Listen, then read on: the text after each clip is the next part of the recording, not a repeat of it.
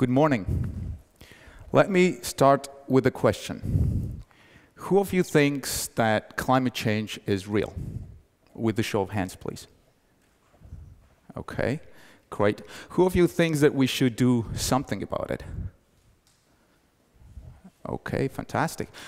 So the third question, who of you already acts to reduce his or her impact on planet?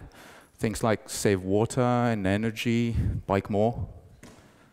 Fantastic. Looks like we have a great audience.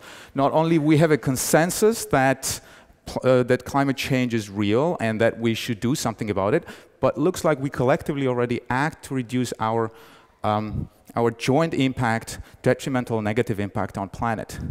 Now, this is good news.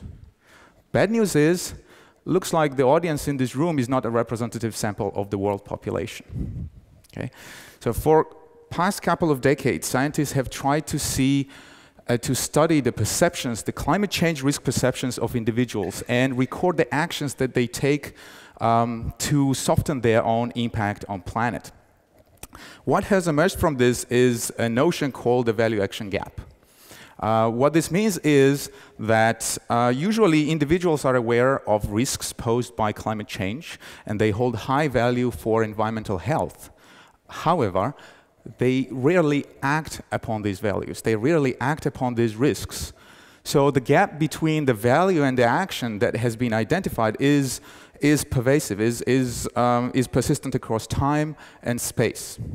So it looks like policymakers and environmental activist groups have done a great job in informing people, in raising awareness about the risks posed by the climate change. However, there is still an ample room in order to encourage further or to motivate people to act, to take action, to act upon these values, close this value-action gap so that we could enhance our effort toward limiting our impact on planet. Okay?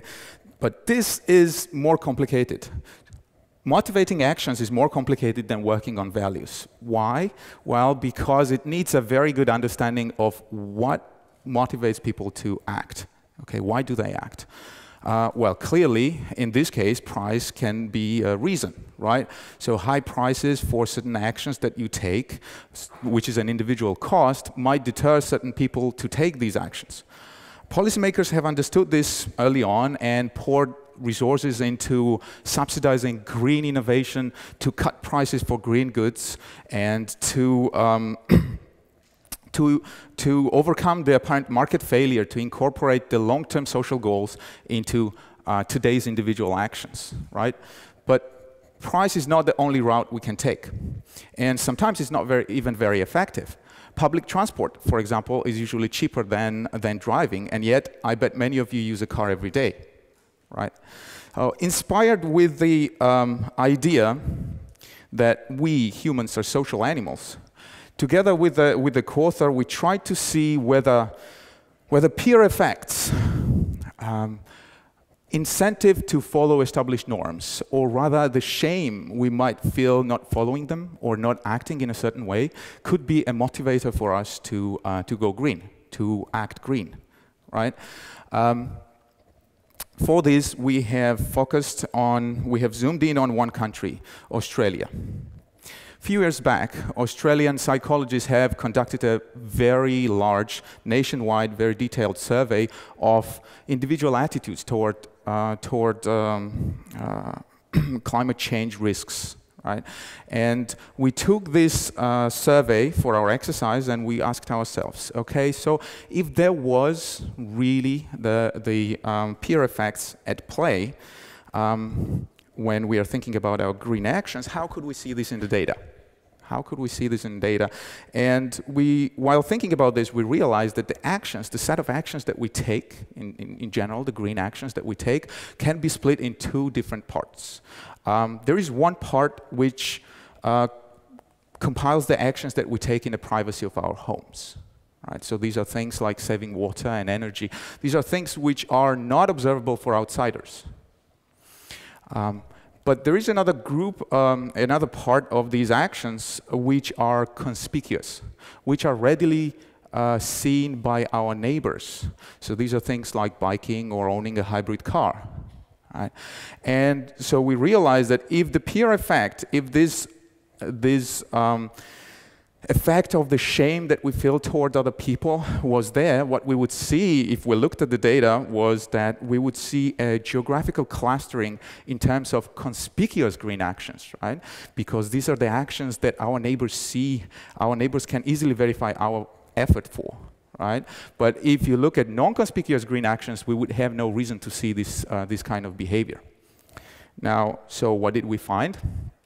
Well, we found exactly that. Right? So if you look at non-conspicuous green actions, if you look at actions which are hidden from others, our behavior is not affected by the behavior of the neighborhood. Individual's behavior is not affected by the behavior of its community. However, when you look at the conspicuous green actions, there is a very strong correlation there. We see a very strong clustering in terms of conspicuous green behavior within the neighborhoods, within the communities. Okay.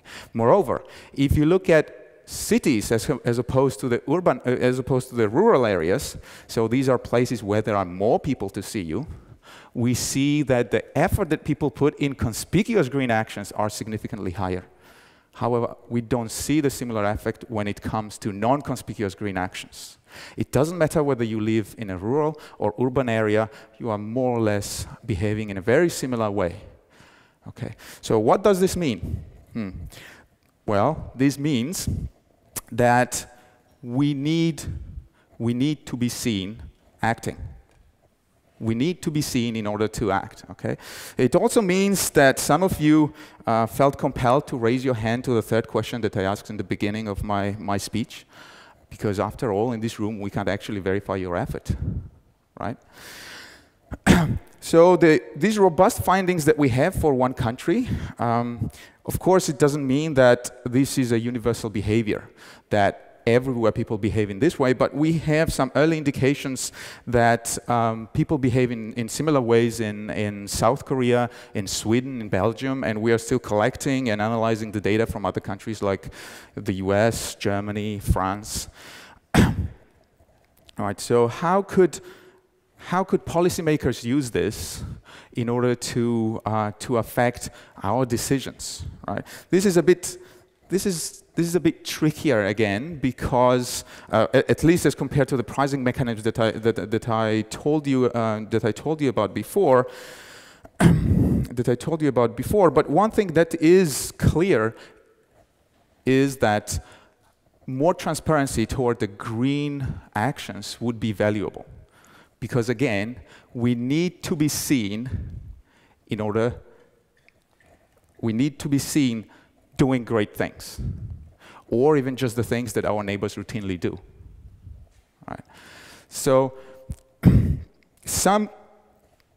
what would be, again, we would need to, in order to increase our collective effort to reduce our impact on planet, we would need to put people in uncomfortable situations. We need to make them uncomfortable. We need to make them uncomfortable about their choices, because our choices are driven by our habits. And our habits are outdated given the current health of our planet. Our habits are completely outdated.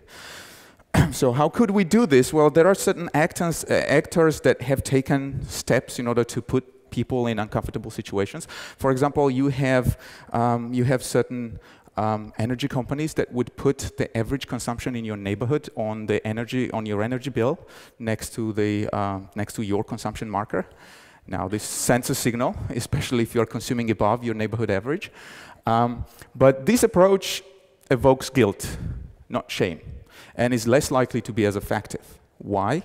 Well, because even if you know that you are consuming above your neighborhood average, you also know that your neighbors do not. Meaning that your neighbors do not know that you are consuming above average, right? So, which makes your actions still non-conspicuous, right? This is still a private actions that you are taking.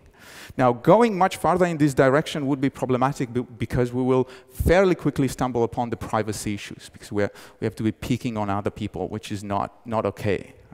There is another route we could take, which would be putting our efforts in encouraging conspicuous green consumption, things like rooftop solar batteries. Right? Our research indicates that investment in this direction would have a multiplier effect because few installations in the neighborhood would put pressure on other actors to follow. At the end, even though our research has found shame to be one of the main motivators for our green actions, I strongly believe that it need not be. So think about future and start acting green, even if only after you've raised your hand in response to the third question that I asked in the beginning of my speech. Thank you.